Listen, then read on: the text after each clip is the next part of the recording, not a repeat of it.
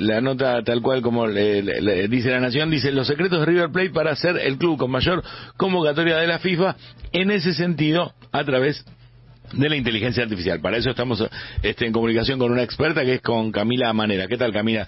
Donato, Tony y Nacho te saludamos. ¿Cómo estás? Hola a todos ahí, ¿cómo están? Bien, muy bien. Bueno, hablemos de inteligencia artificial en términos generales, y después vamos a lo que tiene que ver con River. Acá Fernando más de una vez utiliza al chat GPT y casi que lo integra, Camila, al programa, porque tenemos conversaciones, el equipo tenemos conversaciones con el chat GPT, con lo cual estamos bastante acostumbrados al trato. Contanos un poquito, hagamos un poquitito de historia, Camila, y contanos un poquitito de dónde viene la inteligencia artificial, cómo fue creada, si fue casi que un accidente en función de estar estudiando otra cosa, y cómo llegamos a lo que tenemos hoy, porque todo el tiempo y todos estamos hablando de la cuestión. Totalmente, creo que es el trending topic de los últimos años. Creíamos que el año pasado iba a ser como el boom, pero bueno, arrancó un enero bastante intenso con noticias. La realidad es que la inteligencia artificial tiene más de 73 años. No es una tecnología nueva, sino que tiene muchos años de historia, pero podemos decir que en los últimos años se armó el escenario perfecto para que la inteligencia artificial explote, y eso se debe principalmente a la cantidad de datos que hoy generamos en el mundo. Lo que tiene de curioso esta tecnología, y creo que con ChatGPT lo pudimos ver mucho más, es esa cuestión de que interactuamos de una manera humana con una tecnología que piensa y razona casi igual que nosotros los seres humanos, ¿no? Entonces por eso nos genera como todos estos sentimientos encontrados entre fascinación, miedo y todo lo que fue generando el último tiempo. Pero estamos acá, si se quiere, viendo recién el 15% de lo que esta tecnología eventualmente va a hacer, y por eso decimos que no es una moda, sino todo lo contrario, vino para quedarse, y como otras innovaciones tecnológicas va a cambiar bastante nuestras vidas como ya lo viene haciendo. Claro, yo recuerdo hace, dos años más o menos, estar en un asado con amigos, con amigos con los que no me veo tan habitualmente, pero tengo dos programadores, y me hablaban en ese momento de que todo el tiempo la utilizaban. Ahora, hoy uno se junta, de hecho me pasó la semana pasada, hoy se junta y cada uno para su laburo, para su trabajo, incluso gente que decís qué raro sería, y lo hacen, se asisten de la inteligencia artificial de modo cotidiano. Ya se vuelve, está como en paralelo a lo que es googlear, ¿verdad? Es que totalmente, de hecho está cambiando este concepto de googlear, ahora ChatGPTamos, podemos decir, pero la realidad es que el uso de la inteligencia artificial es para todas las industrias, y no solamente en el ámbito profesional, sino en el ámbito también personal. Por ejemplo, yo este año seteé mis objetivos personales de dónde quiero vivir, qué tipo de planes quiero hacer con mis amigos, con mi familia, y lo hice todo conversando con un lenguaje de modelo natural, ¿no? Entonces es como que ya no importa, es como esto de, por lo menos creo que se iguala bastante al uso de la luz, ¿no? De la electricidad.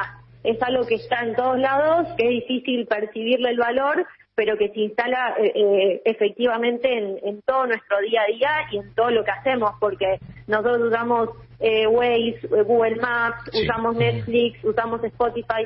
Todo eso ya tiene inteligencia artificial por sí misma, solamente que ahora lo más curioso y lo que nos está pasando más es que interactuamos y hablamos constantemente con la AI como si fuese un humano, y creo que cada vez va a ser más, se va a meter más en nuestro día a día de lo que ya nos está pasando ahora, ¿no?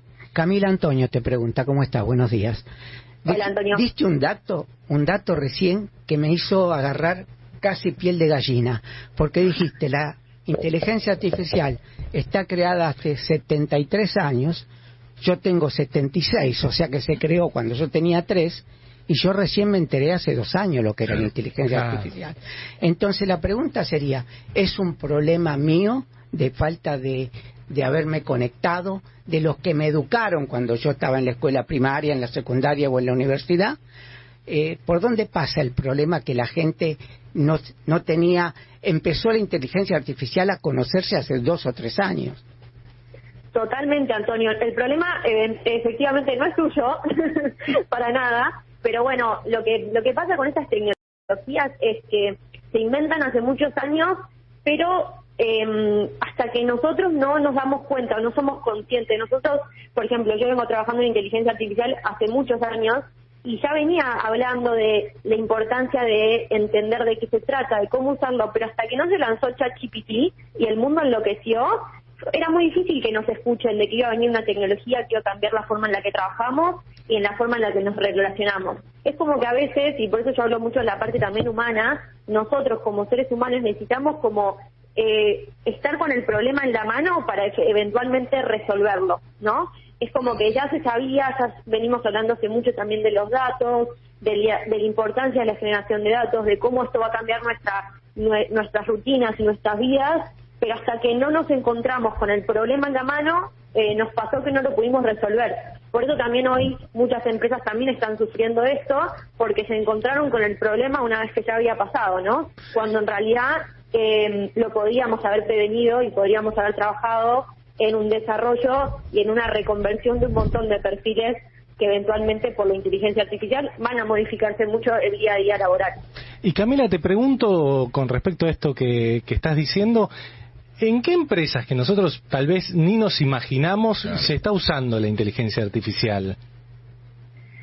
Miren, la realidad es que hoy podemos decir que en casi todas, depende mucho en qué tipo de aplicación se haga, pero esto estamos hablando desde el campo, desde todo la parte agropecuaria, hay un montón de desarrollos en todo lo que son inteligencia artificial para prevenir un montón de situaciones climáticas, ni hablar de todas las empresas, obviamente tecnológicas que ya sabemos, pero los bancos, la detección de fraudes, los análisis de riesgo, son todas cosas que ya conocemos y sabemos, solamente que cada vez más empiezan a agilizar los procesos y hoy en día el foco principal, y para quienes estén escuchando y lo quieran usar, es en entender cómo nos ahorramos cada vez más tiempo y cómo somos cada vez más eficientes.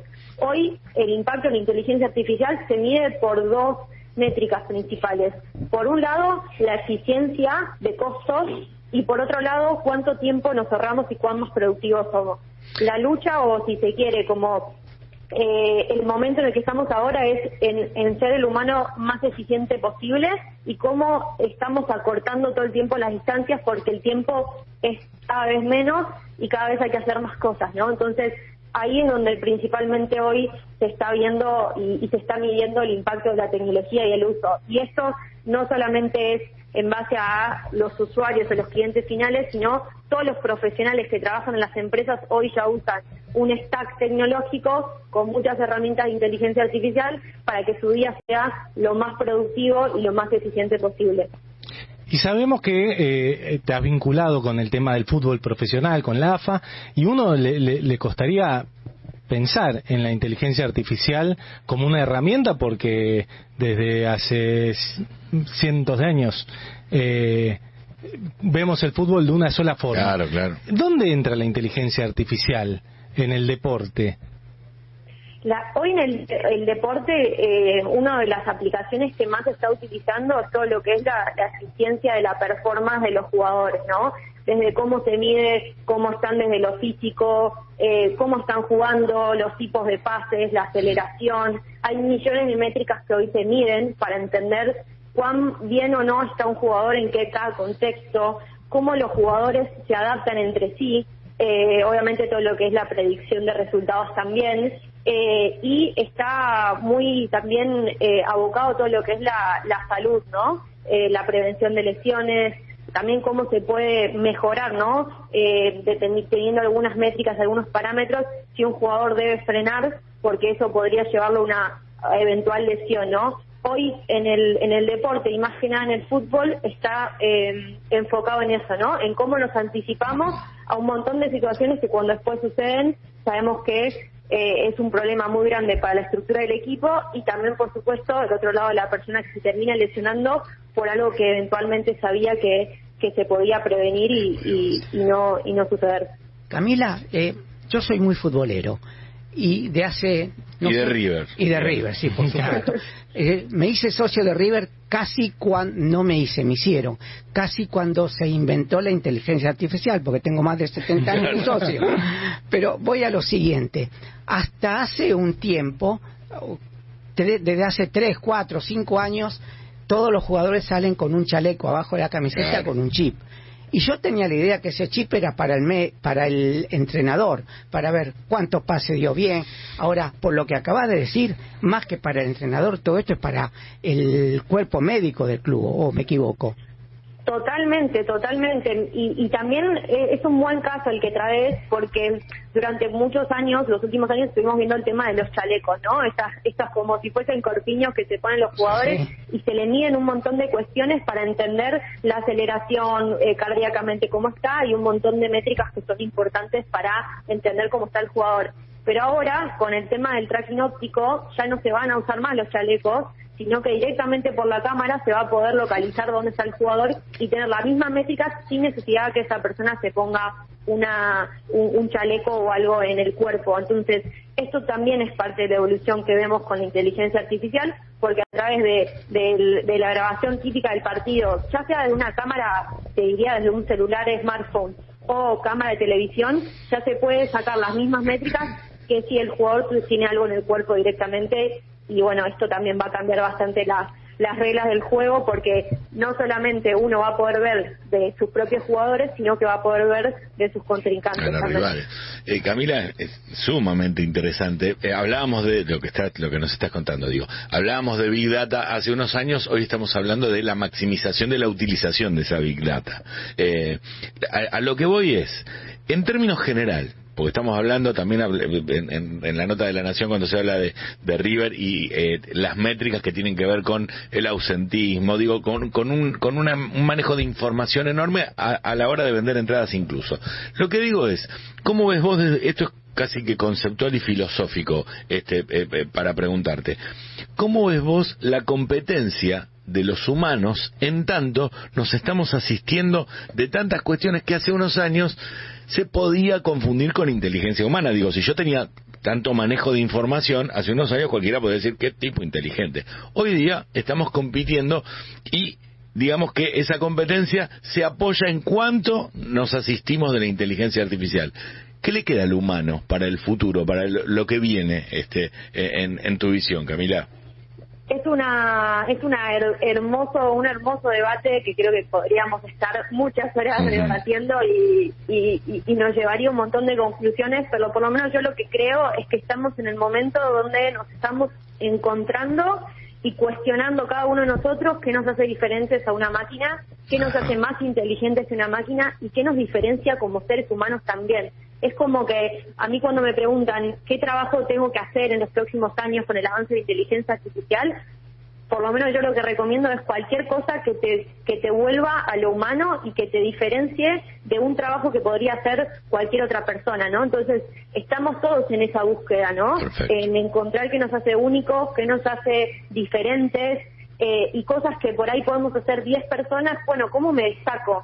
Entonces creo que estamos en ese momento de descubrir y también de poner límites, ¿no? De qué queremos hacer nosotros, qué queremos que hagan las máquinas, cómo nos queremos complementar y también qué nos hace felices, ¿no? Y qué nos gusta, y vamos a empezar a hablar mucho más del disfrute, del día a día laboral y de qué cosas disfrutamos nosotros trabajando en equipo. Por eso creo que las habilidades del futuro son las habilidades humanas y no tanto las habilidades técnicas. Usar inteligencia artificial en los próximos años va a ser muy fácil, y tener habilidades como la empatía, la escucha y la creatividad o resolver problemas van a ser habilidades que vamos a tener que desarrollar cada vez más, y son simplemente el 100% humanas y generalmente no se enseñan en ninguna universidad o ningún curso. Genial. Una más, sí, Tony. Sí, una pregunta más. Vos sabés que yo estoy en el periodismo sin ser periodista, siendo médico, y una de las cosas que la mayoría de mis compañeros me destacan, o siempre me destacaron, fue mi memoria. Hasta que un día, en una nota, alguien da 3, 4, 5 datos equivocados, y yo, memorioso y corrector como soy, se los corregí, hasta que en determinado momento me dice: tu memoria no sirve para nada ya, porque ahora salió el Google. ¿Esto es tan así? Mira, yo creo que no. Porque vos tenés una forma de comunicar, de conectar factores y de transmitir las cosas que Google no lo hace igual, y ChatGPT no lo va a hacer igual, y otro modelo tampoco. Por eso es que creo que si vamos al trasfondo de lo que vos estás contando, es lo que te hace único a vos no es tu memoria, sino cómo vos razonás y conectás un montón de patrones y los transmitís de una forma que a la gente le gusta escucharte. Entonces, por eso creo que al final del día, aunque parezca que por momentos nos parecemos a estos modelos o tenemos cosas en común, la realidad es que nos terminamos dando cuenta de que no, que cada uno de nosotros tiene una impronta y eso que nos hace únicos eventualmente va a ser lo que nos termine destacando. Y la razón por la cual vos estás acá en este medio de comunicación, como hay un montón de otros médicos que también podrían estarlo, pero el lugar se te dio a vos por distintos atributos o cuestiones que vos tenés. Entonces creo que el universo va a ir cada vez más hacia ese lado, y hay un montón de cuestiones también que por ahí las hacíamos de una forma y ahora las hagamos de otra, pero creo que el juego, o si se quiere, como lo más importante de esta era, va a estar en eso, ¿no? En descubrir constantemente aquello que nos diferencia, aquello que nos hace únicos y entender que las habilidades humanas tienen mucho más valor de lo que nosotros por ahí creíamos y a veces dábamos por sentado de que era de esa forma. Excelente la info y mejor todavía la reflexión final. Sí. Cami, para quienes les interese, Cami Manera la encuentran en Instagram, sino camilamanera.com. Camila, un abrazo enorme y desde ya muchísimas gracias por charlar con Radio Colonia. Gracias a ustedes, que tengan lindo día. Adiós. Hablamos con Camila Manera justamente de inteligencia artificial y de sus implicancias. Hablábamos de lo futbolístico, pero en realidad recorrimos otras cuestiones también.